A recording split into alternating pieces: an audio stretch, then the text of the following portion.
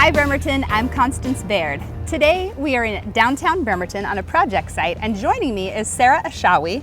She's the Community Development Block Grant Administrator with the City of Bremerton. So explain to me, what is the Community Development Block Grant? Sure. So the Community Development Block Grant is a federally funded grant from the United States Department of Housing and Urban Development. The City of Bremerton is what's called an entitlement community. So basically what that means is every year we get a formula allocation from HUD, and basically what we have to do is we have to follow three program goals.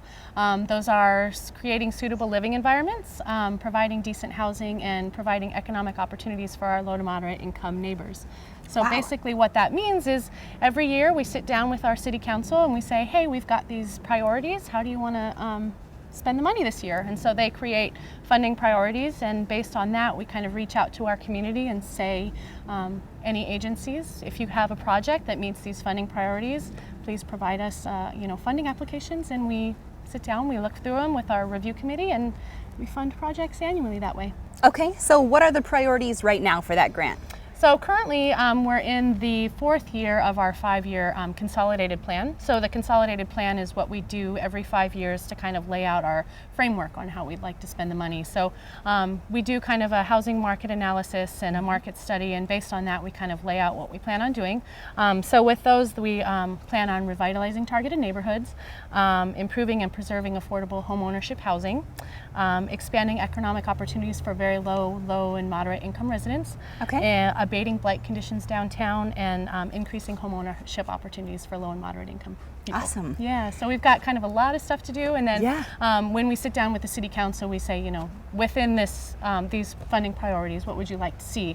And so for the upcoming program year, which is 2019, we're going through that funding process right now. They've said, give us capital projects in a targeted area, which includes kind of Chester going over to the water and then up to Evergreen Rotary Park. So provide us capital projects in that area with an extra emphasis on providing and supporting homeownership or affordable housing, as well as providing us job training programs. So any nonprofit organization that has job training programs, come to us and let us know what you can do. So typically KCR applies. They've got a really great program called the Business Education Support and Training Program. And then for the 2018 period, we're providing funding to Coffee Oasis, and they're doing a job training program for homeless youth. And we also are providing funding to the New Life Community Development Agency, and they've got a really cool program. It's called the Coder Dojo program. So they're teaching children how to code. They are. I've been given the chance to visit that program before. Fantastic. It is so fantastic. And now they're in the Marvin Williams Center, which is really cool. Very cool. Yeah. So we're proud of the city. So really, you're funneling all of this money into something that's a really tangible impact on the community. Most definitely. Do you have any anecdotes or statistics on how the impact that it is having on our community? Yeah. So generally, what we do is we kind of measure things in different ways. So, for example, we've been able to create 19 jobs through the BEST program within the last year.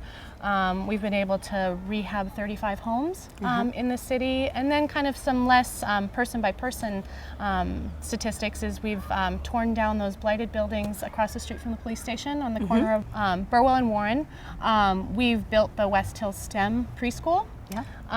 We've also provided the facade improvement for one of the buildings on 4th Street, which interestingly enough had kind of spurred the investment on 4th Street and led to the construction of the housing units down there. So tell me about the future of your program. What's coming next? Sure. So right now we're going through the process of our 2019 program year. So program years begin on January 1.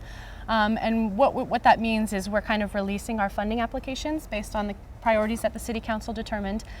So it's really great this year because we're using an online portal to accept funding applications, which we haven't done in the past. So it's less paperwork for us and easier on our applicants. But so we're releasing our funding applications on July 16th, and then we're looking for applications to be returned in mid-August, and then we'll sit down with our review committee and go through the funding applications, and then we'll make the announcement in the end of August and kind of release it for a 30-day public comment period. And then in the beginning of November, we'll sit down with our city council and they'll have the final say on approving the funding recommendations from the review committee. And then based on that, we submit our reports to HUD and move forward. And then January 1, we get to begin all of our new projects.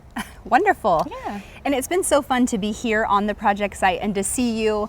Really, you are an administrator of this program, and so that sounds like kind of an office-y position, but what I see is that you know all the contractors and the community partners face to face. You have relationships with them, and I think that really goes to show that you're doing good hands-on work here in the community. Thank you. I'm proud of us. The city thanks you for that so much. Appreciate it. Thank you so much. Yeah, thanks for joining me today. Thank you. We've moved in front of today's project site, and joining me now is Nathan Anderson from Kitsap Community Resources, where he is a weatherization auditor. Nathan, thanks for joining me today. Yeah, no problem. Thank you for having me.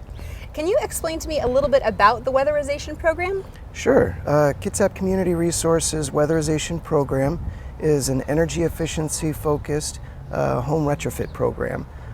It's designed for low-income Kitsap County residents. Okay.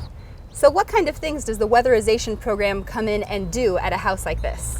Yeah, so we do insulating and air sealing. We look at the heat systems on homes like these. We look at the hot water, pretty much anything that's going to help save energy and leave the house being safer and better for the occupants. Okay, so how does the community get involved in a program like this? Well, they can go to our website or they can call our office. Okay, and there's an application process, or how does that work? That's correct. There's an application process, and it's all on income qualification criteria. Okay. What kind of things are you seeing typically in Kitsap County that need to be done in homes like this? A lot of air sealing, of course. A lot of these homes are very leaky. Typically, we see insulating, air sealing issues. We'll see health and safety items that need to be addressed, ventilation issues.